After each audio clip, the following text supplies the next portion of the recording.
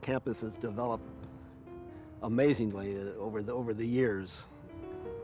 What has started from scratch, which was nothing, literally, sagebrush, rocks, one building, to what we have today, a gorgeous campus that will rival any campus in the country. What was it like when I was a student? Well, it was obviously smaller, less than 400, pretty Spartan, but a great kind of pioneering spirit. I mean, everybody thought they were pioneering something that was ultimately going to be a very significant institution.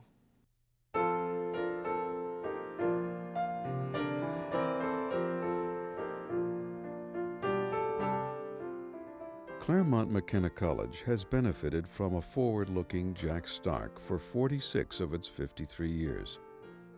Ever since he enrolled as a freshman in the fall of 1953, president of the sophomore class, RA at Boswell Hall, vice president of the student body, head of the college church. He's always been a leader looking to the future. If any institution reflects the dedication and the integrity of a leader, it's Claremont McKenna College under Jack Stark. A leader creates a culture. A leader sets an environment, works within what is given, but then makes it a better place and makes people optimistic.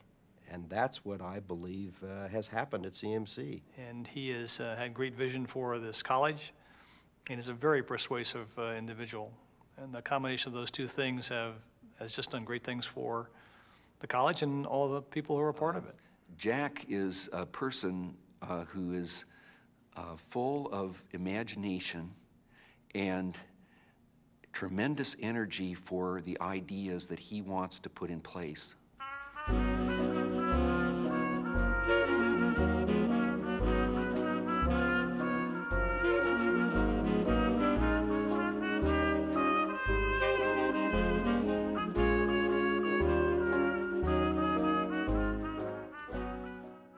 Jack Stark has put in place many ideas and programs over the years. Since his installation as acting president in 1970, he has established the Athenaeum, a co-ed campus, 8 research institutes, and much, much more. When you become acting president, it seems to me you can do one of two things. You can kind of sit on things, or you can propose a very active program and push forward. Most college presidents do not do what Jack Stark does. I don't think they have the energy levels, and I don't think they have the commitment to a singularity of purpose in their lives. He believes in the place. It is as much a part of him as he is a part of it. I remember most vividly the situation in the early 1980s when Willie Brown and various Democratic leaders were raining blows on the Rose Institute. The Franchise Tax Board was threatening our tax exemption. All sorts of things were being done to us by these very powerful people in Sacramento because we were challenging the way in which redistricting had taken place. And all through this, Jack stood tall. He wasn't going to let our academic freedoms be challenged in any way. Stubbornness is not necessarily a good trait, but it is when you're fighting for something you really care about. And I think that's what Jack always showed, that he really believed in what he was doing for Claremont Men's College in those days, Claremont McKenna. Jack Stark has not been alone in the fight. Throughout his career, he has enjoyed a special partnership with his wife, Jill, a Scripps student whose heart he won after serenading her outside her dorm. After graduation, he joined the Marines.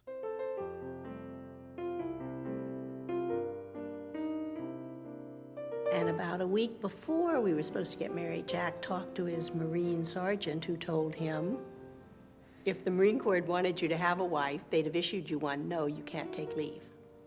So he called and said he couldn't make it on that day. And Jill said, if you don't get here, I married someone else, so I had a choice. And as Jack says, he was more afraid of me than he was of the Marine Corps.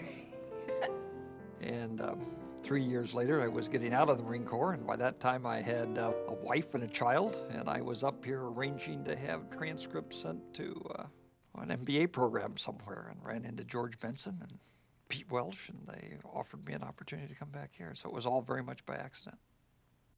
Stark quickly earned a reputation as a skilled administrator, and within 10 years he was president of CMC. This time, it was no accident.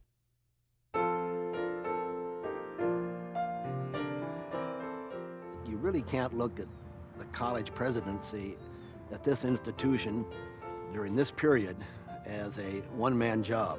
Jack is not a people person that works easily and comfortably in social situations. Jill is magnificent at that. The trustees thought I was okay, kind of a gentleman C, maybe C+.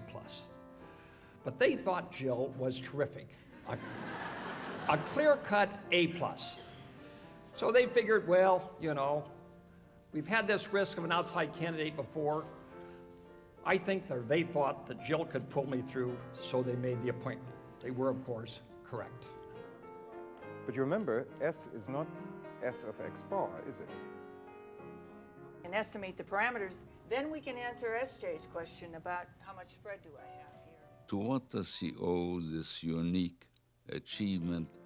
Well, he owes it to having a clear sense of mission, clear principles and high standards, absolute integrity, and to having Jill.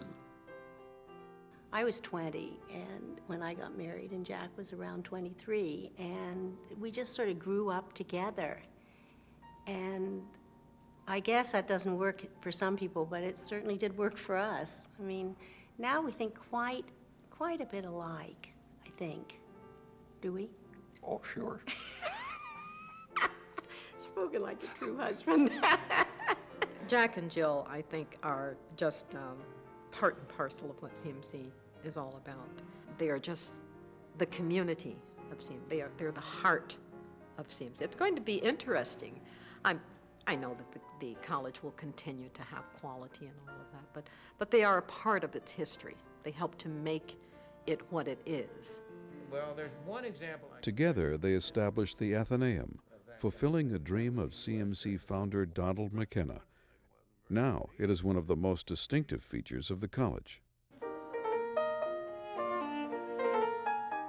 My first experience once I actually got to the school was signing up for one of the first Ath dinners, which was with Ambassador James Lilly, who had formerly been U.S. Ambassador to China. And I sat at the same table with Mrs. Stark, and I had a question really burning on my mind, but I was too chicken to ask. I was telling her about this, and she afterwards grabbed me by the hand and marched me up there to James Lilly and introduced me and said, this young man has a question. Then I asked my question and got the answer. But that was a really pivotal experience for me. The Athenaeum is one of many programs and improvements that were realized under the leadership of President Stark. He made it possible through extraordinary success in managing and growing the college's financial resources. You know, when someone who was in his 30s took over as president of this college with an endowment of $10 million in 1970, and now it's over $300 million, it just sort of boggles the mind. But again, he's a very persuasive person. He's been able to convince people to give money to the college, and he's been able to convince people to invest it wisely and spend it prudently. You could say that he learned his political liberties from Milton, but he counting from Scrooge. I mean, that's the unusual combination. The very open-minded person, strong in support of faculty and faculty liberties, particularly where the outside world might be challenging us. But when it came to small sum of money, Jack wanted to know where every penny was. And he not only procured the financial means that guarantee that CMC will be in control of its destiny these next decades, but he also built a very powerful institution, top-flight faculty that attracts and holds the right kinds of students.